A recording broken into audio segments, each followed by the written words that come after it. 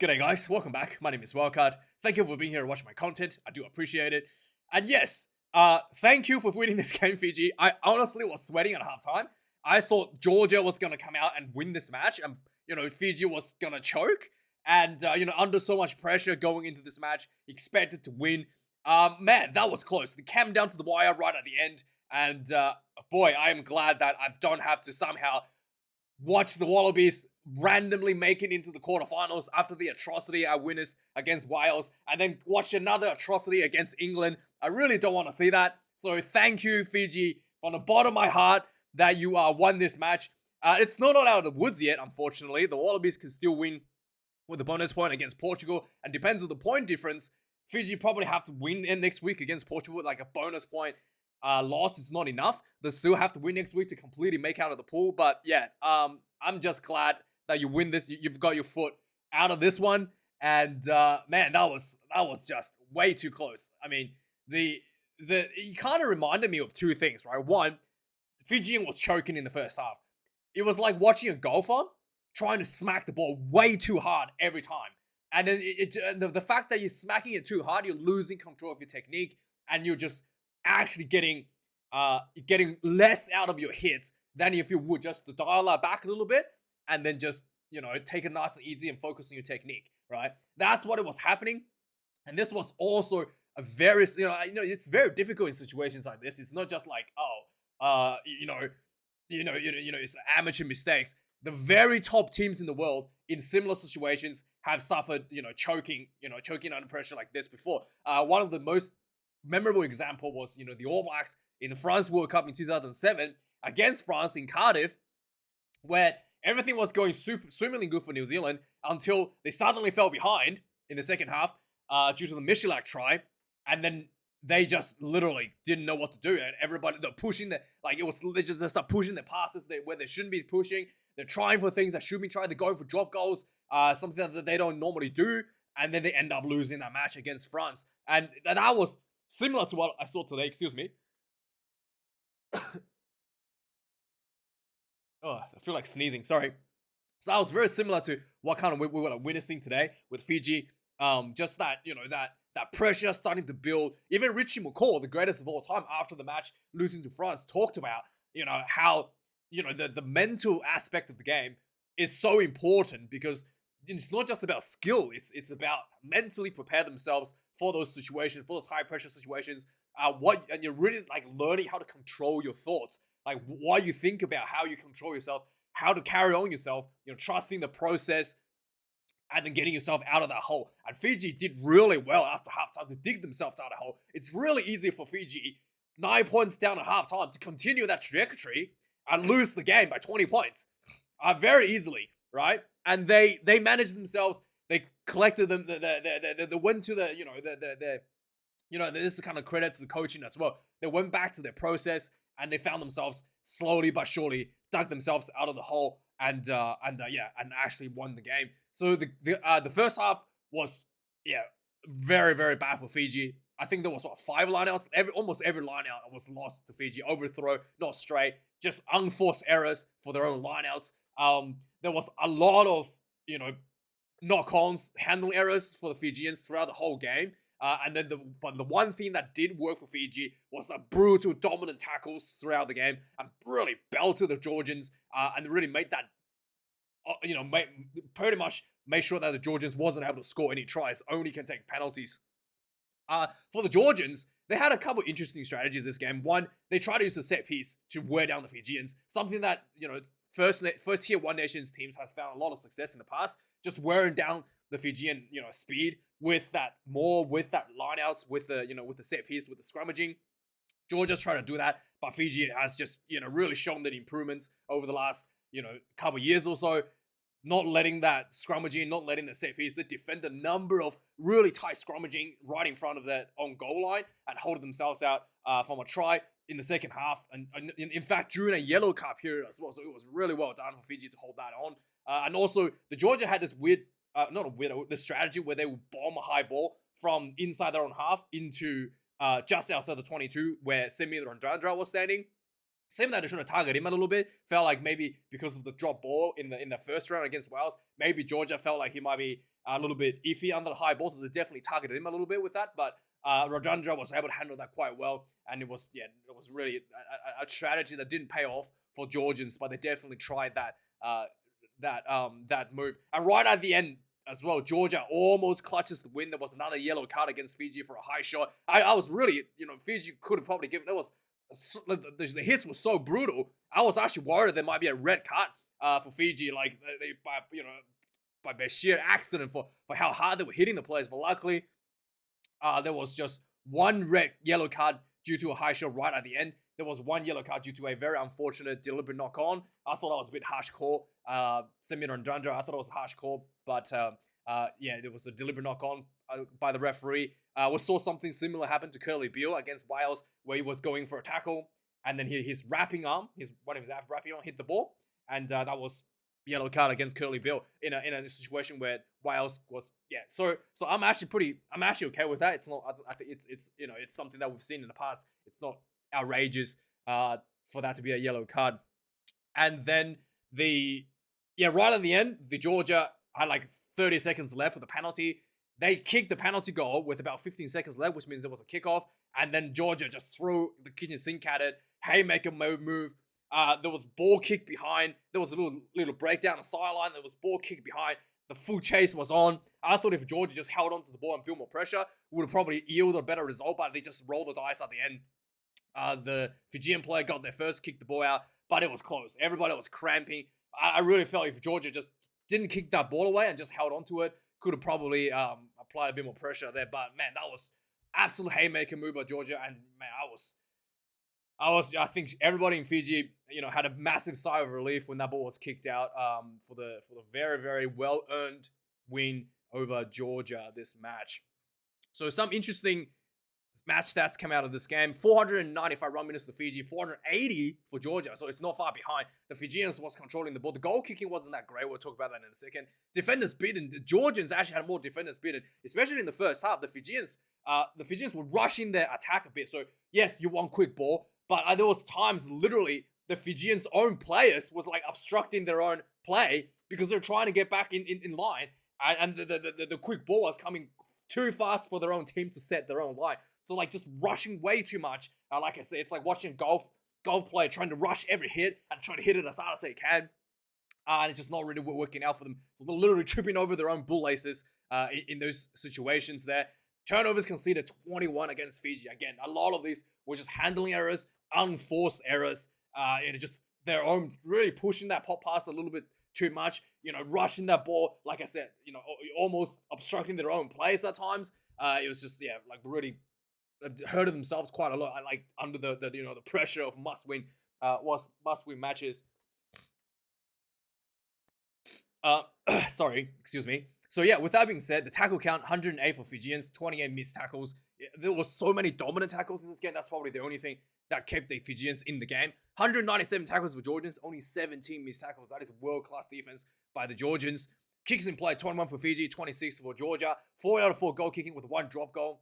I thought that was the wrong option there for Georgia. They probably should have just built more pressure. There was a lot of loose, broken play. Fijian was scrambling a little bit. It was a bit of a weird option there. Fiji had 2 penalty goal missed. I think Kurvoli missed 2. I think 1 hit the goalpost, I think it was. But neither of them were too difficult for kick. There was a drop goal right at the end by Fiji. They built like 20 faces in front of the Georgian defense, not able to get through. And I thought maybe a crossfield kick would have been a better option, or maybe just a grubber kick behind, especially with about 40. There was like a minute left on the clock. That was a drop goal. That could have been a massive mistake as well, because you had control of the game, you had control of the territory, and you drop that ball away to get Georgia one opportunity, as we saw right at the end of the game, could have cost you the match. So that was a really, really poor decision there by the Fijian team to do the drop goal there, and it was really poor drop goal as well. Lineouts, 5 lineouts lost. I think all 5 of them occurred in the first half. I think pretty much. I think all 5 occurred in the first half. Pretty much every lineout was lost in the first half for Fiji. The management needs to take a look at that. That is really not acceptable. Again, it's just the pressure building. Georgians had 2 lineouts lost of their own. The scrummaging was 50-50. I was expecting that I wasn't expecting the Georgia to like dominate Fiji in the scrummaging, because we know that the Fijian scrum has been pretty like massively improved over the times. There was a bit of 50-50 call here and there. There was one scrum loss against Georgia. Discipline was overall quite good for Fiji. Only considered 8 penalties, and Georgia considered 13. As you know, the Georgian goal kicker was able to pump the ball through basically anywhere around the 50 mark. So it was really good for Fiji to keep that under control, keep the game intact. There was 2 yellow cards against Fiji, one against a high shot right at the end of the game, and there was one where Semi Nandrandra, I think it was, sent off with a deliberate knock on. Like I said, I'm happy with it. That's not a big issue, because Curly Beale, I've seen this, Curly Beale got yellow carded like a couple years ago. Exactly the same situation. Looking like he's making a tackle, the ball gets knocked out. In fact, this happened multiple recent times as well, so it's completely not out of the ordinary for that to be a yellow card. And yeah, let's go through the recap of the game. 4 minutes into the game, there was a early scrum penalty to Fiji, and there was early scrum to Fiji. They filed fine touch. So the counter attack saw Georgia back into the near the halfway point, and the Fijian gave away a penalty at the breakdown. And this was a really long kick as well. Georgia gets the first points on the board, 3-0. The 10 minutes into the game, Fiji already lost 2 lineouts. So I put a note here, and I was like, what is going on? It looked like the Fijians are also just like a little bit lazy on their tackles, not really deeping, so it was looking quite dangerous at times. There could be a few potential yellow cards coming out, but luckily that didn't happen all the way till the end of the game. So that was something that I was like a little bit sweating for the Fijians. 11 minutes into the game, there was a weird situation where Georgia was taking the ball back into their own 22, and Carl Dixon was just like terrible being a referee, saying that the ball was, and they kicked the ball out on the full, and Carl Dixon missed that. Luckily, there was a replay shown, and there was some like injury on the ground, and then the referee eventually made the right decision for Fiji to have Lania throw inside the Georgia 22, and they loses that line out. So really, really disappointing there once again. And immediately after that, there was a penalty for Fiji, and Kuravoli misses another one. Misses the first penalty kick. This was the first one. 18 minutes into the game, Georgia gets another penalty, and this another one that's really far out. 50 minutes out, and it was on a massive angle, and he kicks this one through. 6-0. Georgia leading Fiji 18 minutes into the game. Fiji was really close on 24 minutes. They were putting on a lot of pressure. They got a few penalties. They had a 5-meter penalty. They decided to tap and go right in front of the goalpost. Instead of kicking for 3, they decided to tap and go to get the try on the board because 6 points behind. 2 phases later, knock on.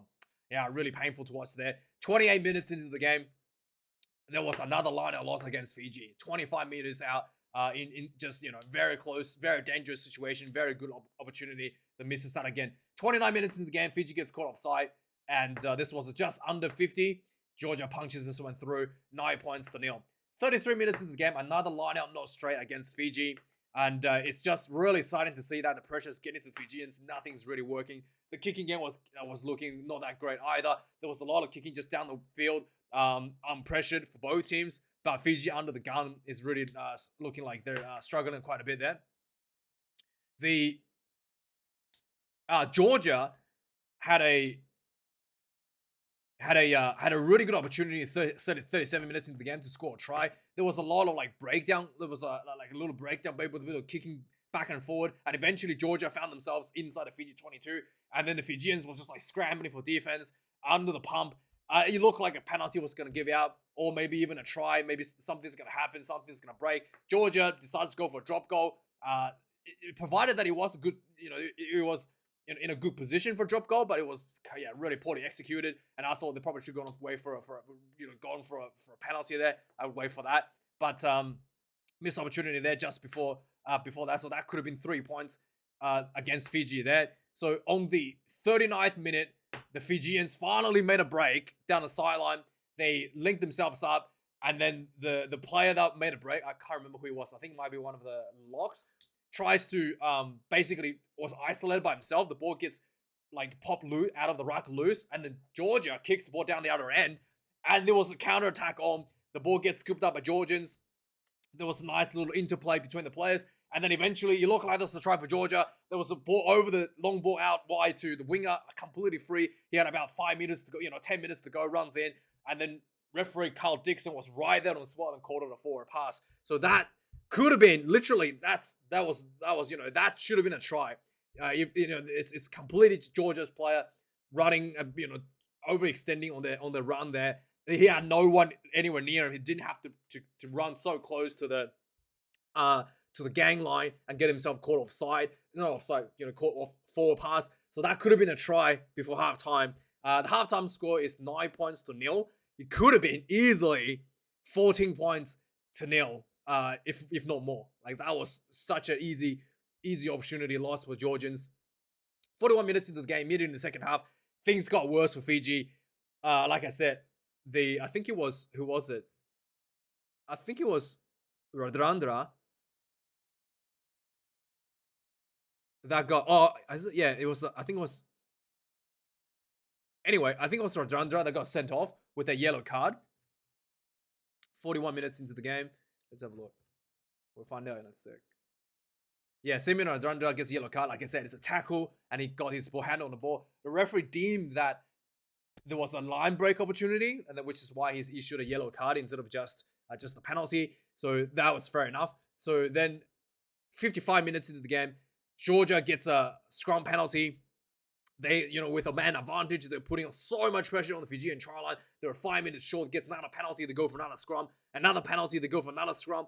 And then eventually, Fiji was able to defend that by, pushing one of the Georgian players out of bound. That was just super close, so clutch. In fact, Georgia probably could have kicked the goal here to extend their lead. But, recognizing that there was one player in the bin, really trying to squeeze out, so Fiji did really well to hold on to that. But Fiji did even better during this yellow card period. 50 minutes into the game, after weathering so much pressure, Fiji finally get themselves inside the Georgian half. Some really good hands back and forth, utilizing both with side of the field. Eventually, the ball goes to the win. Naya Thalevu dunks the ball into the corner, and finally a silent release for Fiji gets their first points on the ball 50 minutes into the game. 5 points to 9. And Frank Lomani had to kick this one right from the sideline, and he slides this one through, curves this one in. That was really beautiful, well done. And the Fijians really needed that as well after, the missed penalties earlier in the game. 7 points to 9, Fiji gets himself with a yellow card. 59 minutes into the game, Fiji had another penalty. This was right in front pretty much, like very tiny bit of angle, and they missed this one. And that was very disappointing. 63 minutes into the game, there was not a lot more pressure in the Fijian team. There was the attack line is still looking really messy. There was not like any proper set. It was just kind of like randomly picking out runners in the team. But good for Fiji. They got a little high shot penalty. Another penalty that's kind of almost right in front. So this time, Lomani gets this one. So it's 10 points to 9 after this kick. So 67 minutes into the game, Fiji, again, the Georgians starting to fall apart. The fatigue starts to kick in, just like they did last week against Portugal. The Fijians starting to put a nice little set piece together. There was a nice little more. And then the reserve hooker, Tavita Inkanaveri, runs down the sideline. He made like 20, 30 minutes down the sideline. And then quick ball comes to the Fiji. Just like really a nice play, keeping the ball alive. And then eventually there was a nice pass to between the legs from one of the Fijian players. The ball like rolled to the ground to one of the wingers. I think it was Ravu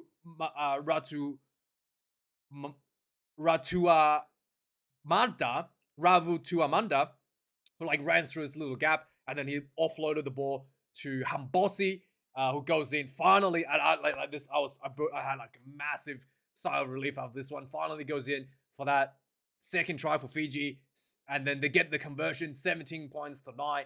And boy, that was really, really, a huge sigh of relief there. And Georgians look like they're out of their feet.